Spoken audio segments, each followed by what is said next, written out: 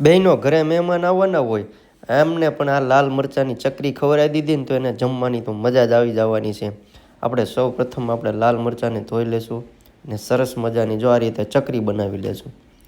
ચકરી બનાવી લીધા બાદ આપણે તેમાં ચણાનો લોટ નાખી દઈશું.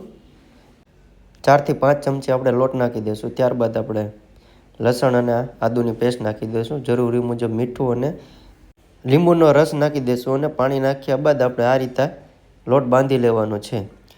એકદમ બહુ ઢીલો પણ નથી રાખવાનો અને ફૂલ કઠણ પણ નથી રાખવાનો. જો આ રીતના સરસ લોટ બંધાઈ જાય ત્યારબાદ આપણે ભજીયા પાડી લઈશું. તો એના માટે આપણે તેલ ગરમ કરી લીધું છે. હવે 1 બાય 1 આપણે ચકરી પાડી લઈશું. બધી ચકરી આપણી પડાઈ જાય જોઈ શકો તમે.